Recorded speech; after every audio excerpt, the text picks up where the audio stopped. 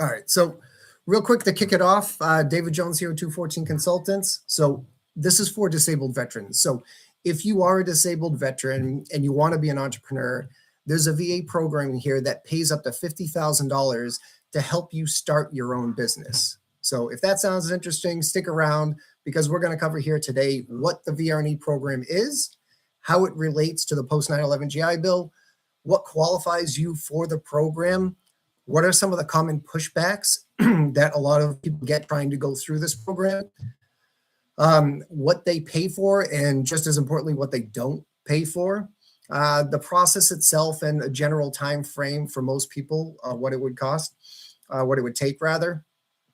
And at the end, I'm going to go over some resources that will be of no cost to you on how to apply for it, how to prepare for your first VR&E interview, which is very critical, how to get help with the business plan itself, which we'll cover more in detail in this information session, and how to get 12 months of business consulting thrown in that the VA will pay for you. And then we're going to cover some frequently asked questions. So real quick here, just a quick background of myself. So I'm a retired Army guy, retired back in 2019. Over the last 21 years, I've launched 9 different companies. The reason why I'm doing this is because I've been in your shoes before. So I actually went through the VR&E program back when it was called Voc Rehab. And I had a lot of difficulty trying to fight through to get through the program.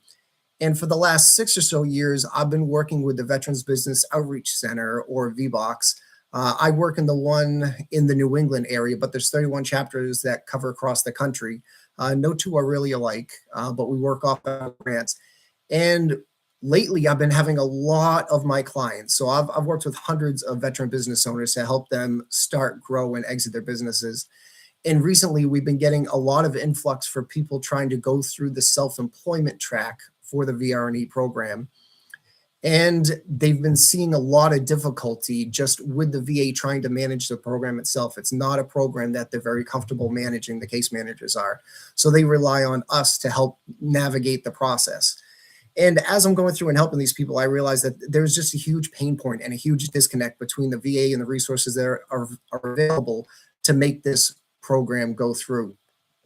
So I do want to just say, as a quick disclaimer here, so I'm here not on behalf of the VA. I am not here on behalf of the Veterans Business Outreach Centers or the Small Business Administration. I'm here just giving you my insight onto this program, how I've used it, how I've had my clients use it, and just giving you some more information. So 1, you're knowledgeable about it. 2, you understand the resources available to you. And 3, really how to leverage the program to help get you into entrepreneurship.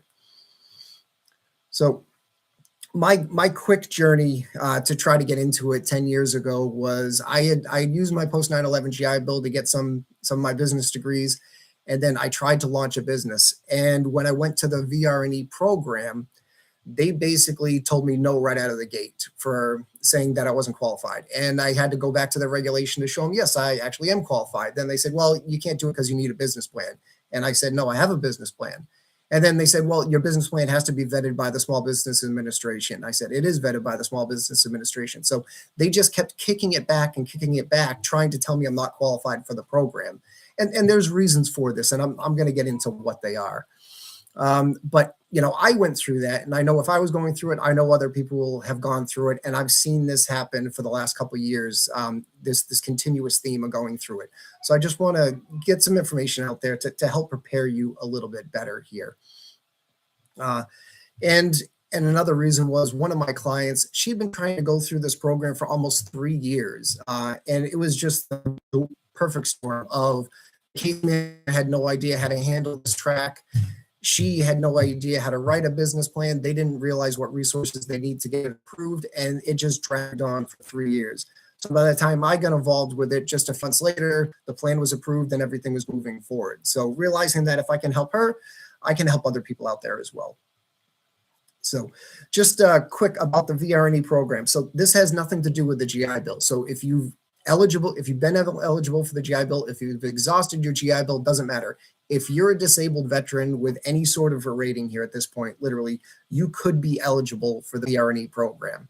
And I'm going to give resources to links to, exactly what can qualify for it. But really, that's what it comes down to, right?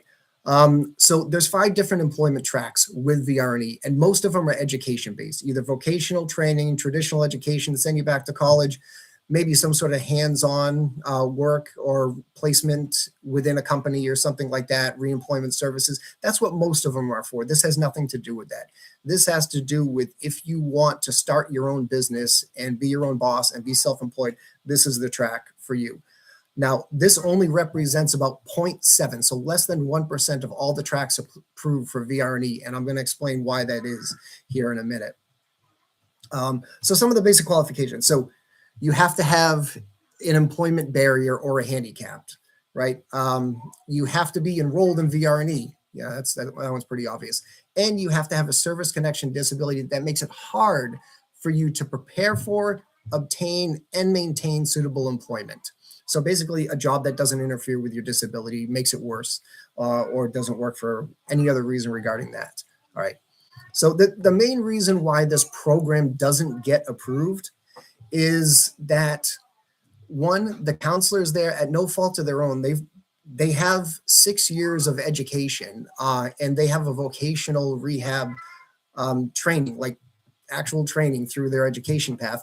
Most of them, not any of the ones I've ever met, have any sort of business degree. And they don't know how to read business plans. They don't know how to give business advice, and they don't know what would make a plan feasible. So that's why they rely on the Small Business Administration to help out with this. Now, with that being said, that they're also overworked. So their caseload is supposed to be under 100 or so clients, depending on where they are, right? Most of the counselors I talk to have a caseload close to well over 100 to 150 clients. So they just don't have the time. The self-employment track takes more hands-on for them. Not only is it a more cumbersome process that they don't understand, even their supervisors typically don't understand this in most cases, but there's a lot more hands-on work that has to be done. Again, working with a small business administration or affiliate, VBOC, or another representative that qualifies, like a SCORE mentor or something like that, to make sure the plans are feasible. But then they have to do like 12 months of follow-up work with you too. And they have to meet every single month with you to track you after you've launched your business. Whereas the other side, if they send you on the education route, they only have to follow up like once a quarter with you just to make sure you're still enrolled and things are good. So it's a much heavier lift for them. It's much more confusing for them. And again, they don't know how to do it. There's a part of the process that has to do with your business plan itself getting reviewed and then going in front of a panel. And sometimes they don't even know how to set those panels up. So usually when I see a veteran go through the program, they're usually just told no out of the gate, and or they're trying to get sold on another program. So this is why it really helps to have somebody in your corner that understands the process, that can literally make the lift a lot lighter for the counselor itself. And that way the counselor is less apt to say no to you starting this. All right. So I think we covered most of that stuff. So what they pay and don't pay for. So this is a big one, and a lot of misconception happens here. So what they don't pay for, we'll just start with that. So anything that's vehicle related, anything that can go on the road, anything that can transport you or your family. Even if you said, oh, I want to start a roll-off dumpster business or something like that, and it's a work truck. They don't care if it's a work truck. They can't do any vehicles that can transport you or your family. Now, I have a client that just got approved. He wanted to start a trash bin cleaning business. Now, they wouldn't buy the vehicle itself, so he financed the vehicle, but they bought the trailer that's required for it. And this is an expensive trailer. So they're buying the trailer for it and all the startup equipment needed for that, because it's not a vehicle, it's a trailer, it qualifies. They cannot do real estate. So they will not pay for your rental. If you have a commercial lease or something like that, they won't help you buy the building itself. You're going to have to find another way to pay for that. They won't do that. Now, I have another client that wanted to start a home business as a florist, making floral bouquets and stuff like that. And in order to do so, she needed a greenhouse. So they were able to buy the greenhouse for her to be able to grow all the plants, to extend her season, to make the business more viable, and also a shed to hold all the tools and some of the basic shed and tooling equipment needed for that to help start the business, as well as inventory, seeds, planter pots, and stuff like that. So there are some things that they can buy that are physical things that house things, as long as it's not like a commercial office or something like that. Now, what you can definitely do, training services, software, licensing, equipment, supplies, inventory, tools, all these things can be covered with the startup costs. And I said it was up to $50,000. That's what they can approve in the office right there. So the easiest path is to keep it under 50,000 for your startup costs.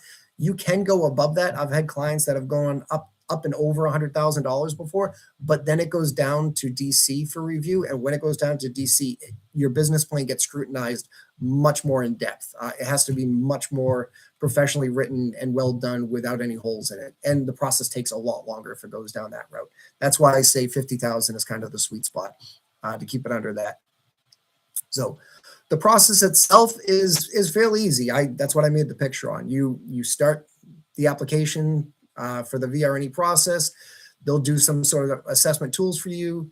You get into the office, you meet with your counselor the first time, and this is one of the most critical things to be able to sell yourself to the VR&E counselor, because if you don't sell yourself to the counselor, they could just tell you no right out of the gate. Like, you don't qualify, that business doesn't sound like a good thing, or it's not going to work with your disability. And that's where most people get turned down right there. Or they just get turned down because the counselor is overworked and they're just telling them no, hoping they walk away. So it's good to go in there knowing what you are qualified for and fight for it and appeal it if you need to, for sure.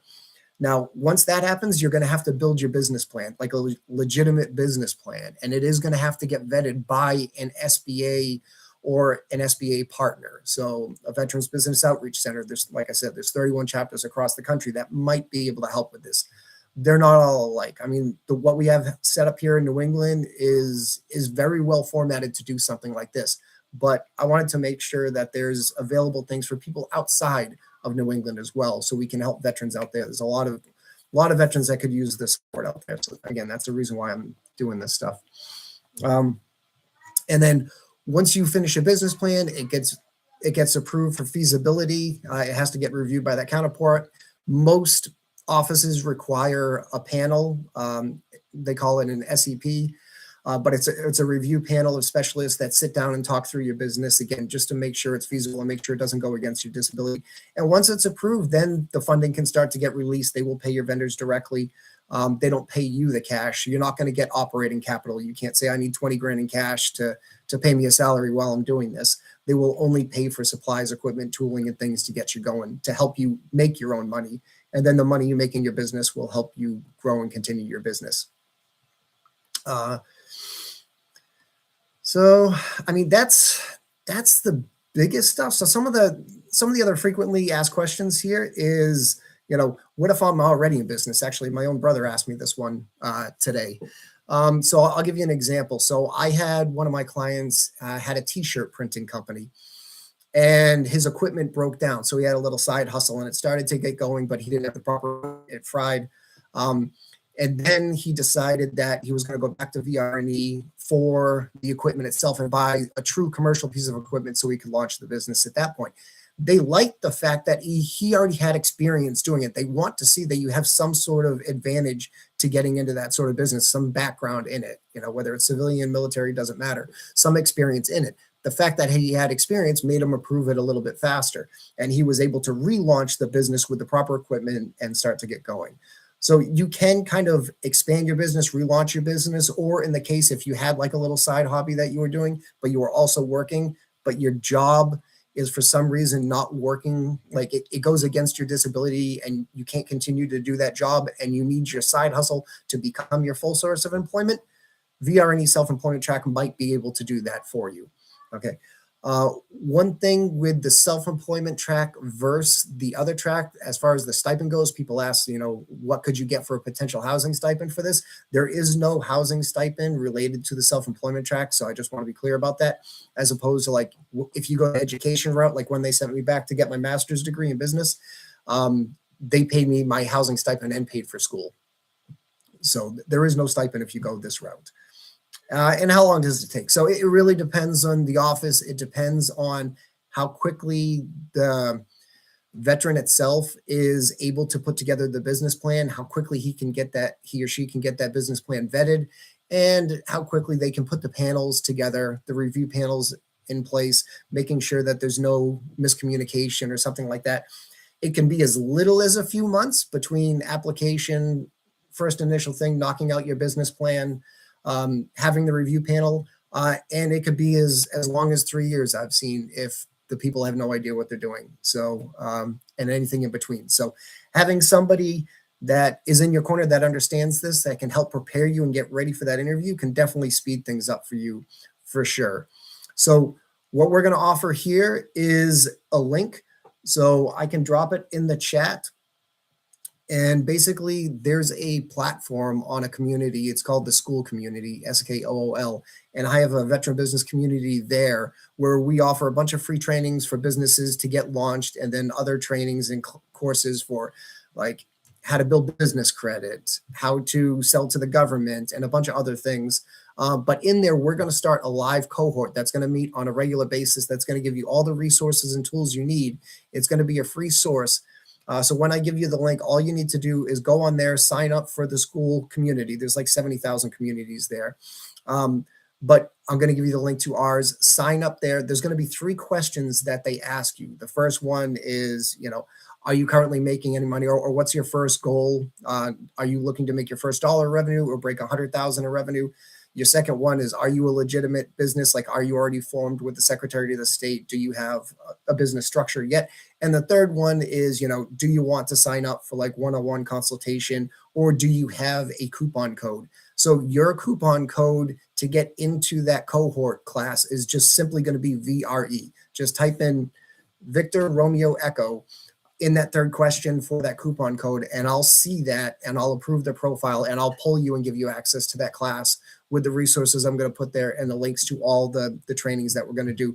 And we'll help you get started on your business plan, get ready for that first interview, and give you everything that you're going to need to get into the VR&E program in your area. But other than that, you got the link to our school community. Again, answer the 3 questions where it asks for your code. And the third question is type in VRE. I'll know that you're trying to get into the cohort. We'll pull you into the cohort, give you all the resources you need.